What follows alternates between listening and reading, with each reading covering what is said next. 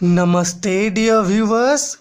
तो आज इस वीडियो में हम लोग एक इम्पॉर्टेंट टॉपिक फ्रिजनल्स अजम्पशंस की बात करेंगे। ठीक है, मतलब इम्पॉर्टेंट इन टर्म्स में है कि आगे जब हम लोग फ्रिजनल्स हाफ पीरियड जोन्स को पढ़ेंगे तो हमें फ्रिजनल्स अजम्पशंस की ज़रूरत पड़ेगी। मतलब है कि फ्रिजनल ने जो हाफ पीरियड जोन्स की बात की है उनमें उन्होंने फ्रिजनल्स अजम्पशन के बेसिस पर ही काम किया है।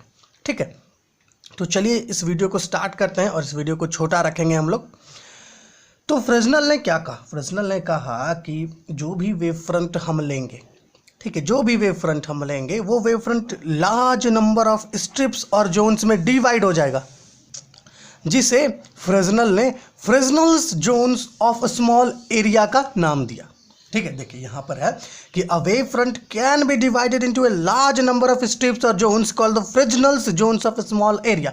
मान लीजिए कि यहाँ पर कोई कुछ इस तरीके से है ना, कुछ इस तरीके से मान लीजिए कि एक प्लेन वेव फ्रंट है हमारे पास।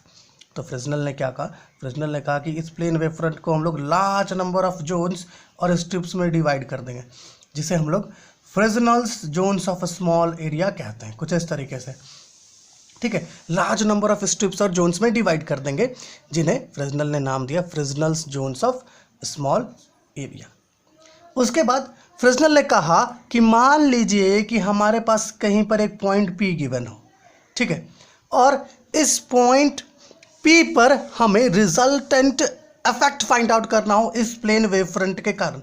ये जो प्लेन वेव फ्रंट है, इस प्लेन वेव फ्रंट के कारण मान लीजिए हमें रिजल्टेंट फाइंड आउट करना हो पॉइंट पी पर।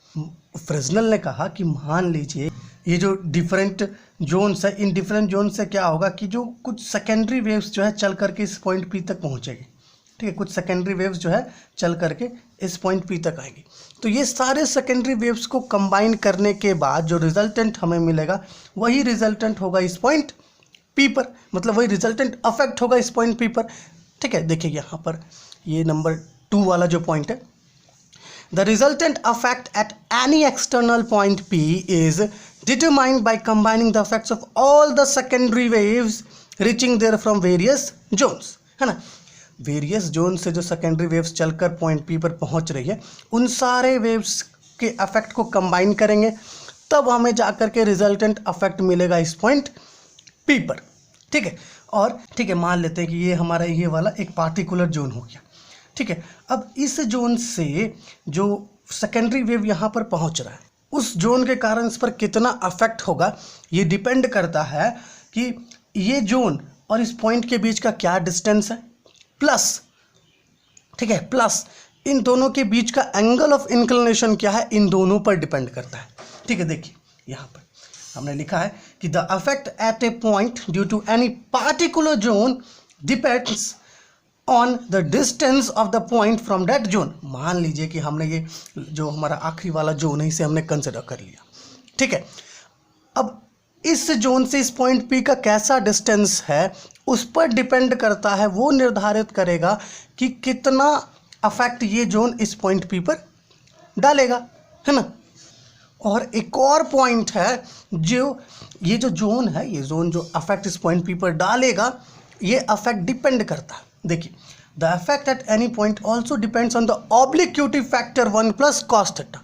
देखिए होता क्या है कि मतलब जो एंगल ऑफ इंक्लिनेशन होता है, जैसे मान लीजिए कि एक पॉइंट पी है और यहाँ पर कहीं पर सेंटर है ओ, ठीक है, तो कुछ ऐसे इस दोनों लाइन को ज्वाइन कर दीजिए और इस पॉइंट को यहाँ से ज्वाइन कर लीजिए, तो इन दोनों के बीच एक एंगल ऑफ इंक्लिनेशन बन रहा है थीटा। तो इस एंगल पर भी डिपेंड करता है कि कितना रिजल्टेंट अफेक्ट होगा इस जोन के कारण। ठीक है, मान लीजिए कि अभी इस पॉइंट पी पर जो थीटा का वैल्यू होगा वो कितना होगा, 0 डिग्री। लेकिन वही अगर हम लोग इस डायरेक्शन में परपेंडिकुलर डायरेक्शन में ले लें तो थीटा का वैल्यू 90 डिग्री। अगर हम लोग 180 डिग्री के डायरेक्शन मतलब पीछे की तरफ ले लें तो थीटा का वैल्यू 180 डिग्री, है ना। अब देखिए ऑब्लिक्विटी फैक्टर क्या है हमारे पास, 1 प्लस कॉस थीटा। अब अगर 0 डिग्री पुट कर देंगे तो कॉस 0 के केस में वैल्यू 1 आता है, तो 1 और प्लस 1 2 हो जाएगा, आप इसे 2 लिख दीजिए। अगर 90 डिग्री पुट करेंगे तो कॉस 90 डिग्री का वैल्यू 0 होगा, तो इसका वैल्यू 1 आ जाएगा। अगर 180 डिग्री पुट कर दे तो कॉस 180 डिग्री का वैल्यू -1 होता है, तो ये पूरा टर्म 0 हो जाएगा। तो आप देख पा रहे हैं कि जैसे जैसे थीटा का वैल्यू इंक्रीज कर रहा है, मतलब जो एंगल ऑफ इंक्लिनेशन है, जैसे जैसे थीटा का वैल्यू इंक्रीज कर रहा है वैसे वैसे जो हमारा अफेक्ट है वो भी डिक्रीज करते जा रहा है। ठीक है, इसलिए हमने यहाँ पे लिखा है कि the affect at any point also depends on the obliquity factor 1 plus cos theta. आप ऐसे भी कह सकते हैं कि एंगल ऑफ इंक्लिनेशन पर वो डिपेंड करता है। ठीक है, तो ये कुछ अजम्पशंस हैं फ्रेजनल के।